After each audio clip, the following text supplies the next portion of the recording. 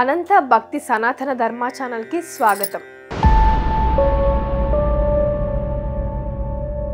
ఓం శ్రీ గణేశాయ నమః.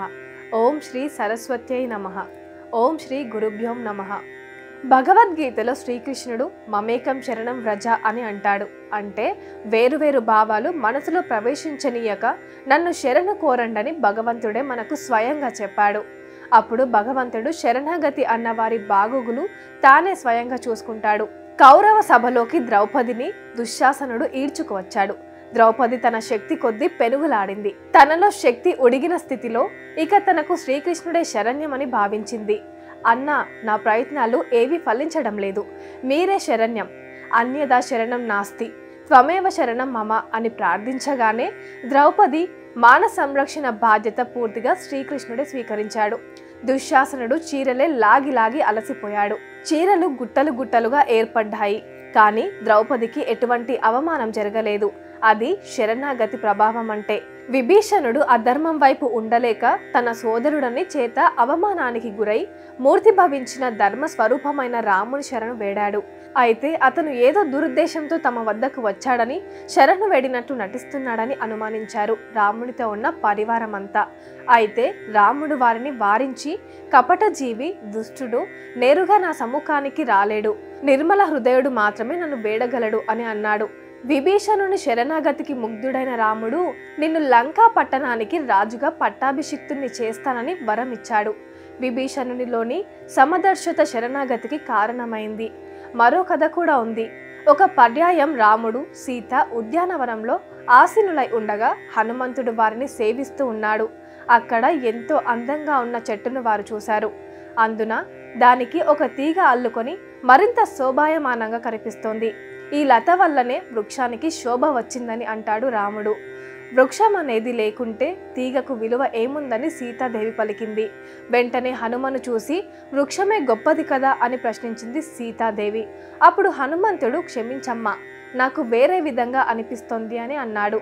నాకు చెట్టు, దాని నీడ, దానిని అల్లుకొని ఉన్న పూల తీగ, ఆ పూల నుండి వస్తున్న సువాసన రెండు దేనికవే సాటి, ఆ రెండు నాకు బాగుంటాయని చెప్పాడు.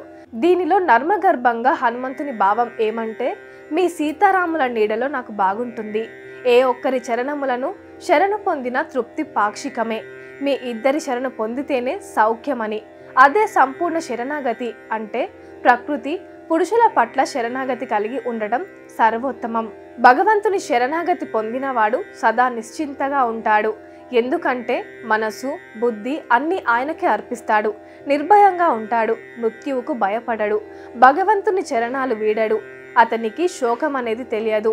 జరిపించేది భగవంతుడు కనుక ఫలితం నాది కాదు, భగవంతునిదే అని భావించడం వల్ల శోకం అనేది దరి చేరదు. భగవంతుని శరణు వేరడం వల్ల మనలో గూడు కట్టుకొని ఉన్న సంశయాలన్నీ పటాపంచలవుతాయి. ముక్తి అనే ఏకైక భావన మిగిలిపోతుంది. సందేహాలు దూరమవుతాయి. శరణాగతుడైన భక్తుడు ఎప్పుడూ పరీక్షలకు గురవడు. భగవంతునికి తనను తాను దత్తం చేసుకున్న తరువాత భక్తుణ్ణి పరీక్షించేందుకు వారి వద్ద తమకంటూ ఏమీ ఉండదు. కనుక ముముక్షువు అయినవాడు శరణాగతి భక్తినే ఆశ్రయిస్తాడు. హంసోహం హకారః పురుషః పోక్తః స ఇతి ప్రకృతిర్మత. హకారము పురుష రూపము, సకారము ప్రకృతి రూపము. ప్రకృతి పురుషాత్మకమైనది. అహం అనగా నేను అనగా జీవుడు, సహ అనగా పరమేశ్వరుడు అని అర్థము. నేనే పరమేశ్వర స్వరూపుడను అని భావించాలి. దేవో దేవాలయః ప్రోక్తో జీవో దేవా సనాతనః తేజోదజ్ఞాన నిర్మాల్యం సోహం భావేన పూజయేత్. అనగా దేహము, శరీరము దేవాలయముగాను, శరీరంలోని చైతన్యము పరమేశ్వరునిగాను భావించి మనోబుద్ధి చిత్తహంకారములకు అంతఃకరణమునందుగల దుర్భావములను, విపరీతమైన కోర్కెలు, ఈర్ష్య, అసూయ, మాలిన్యాదులను తొలగించి నేనే పరమాత్మను అను భావమున పూజించవలెను. జనన మరణం లేని రూపము జగతిలో ఒకటుందయా, జాతి భేదము లేకనే యది జ్యోతి వలె వెలిగేనయా, కనులకు కనబడని వస్తువు ఎక్కడున్నది గురువరా, ఆత్మారాముల సేవ చేసి మనసులో శోధించయా. ఓరోరి జీవ మేలుకో జీవ, ఈ దేహం నిలిచేది కాదు, ఎన్నాళ్ళున్నా ఈ జీవితం మూన్నాళ్లే గదరా. హాయైన హంస నావపైన సంసార సాగరాన ఆనంద డోలికల్లో ఉన్న అజ్ఞానానికి చచ్చిపోయేటప్పుడు తెలుస్తుందట శ్వాస నేను తీయట్లేదని. అదే జ్ఞానికి అంతర్ముఖమై శ్వాస మీద ధ్యాస పెట్టినప్పుడు, ఆత్మానుసంధానం అయినప్పుడు తెలుస్తుందట. ఏ గ్రామమందు, ఏ ధామమందు, ఏ కర్మమందున జీవించు నరుడా, నాహం కర్త, నాహం కర్త, నాహం కర్తని భావించు. ఏ రోగమందు, ఏ భోగమందు, ఏ యోగమందున జీవించు, నాహం భోక్త, నాహం భోక్త, నాహం భోక్తని భావించు. మాయలో పడి భ్రాంతి చెంది దేహాత్మ భావనతో జ్ఞానం అనేది దేహేంద్రియ మనోబుద్ధుల స్థాయిలోనే ఉంటే ఎదుటి వారిలో కూడా వికారాలే గోచరిస్తాయి.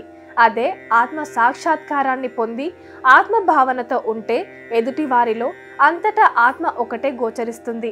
గోవులని సేవించండి, గోవులని రక్షించండి. ప్రకృతిని కాపాడడం మన ధర్మం. ప్రతి ఒక్కరూ ఒక మొక్కనైనా నాటండి.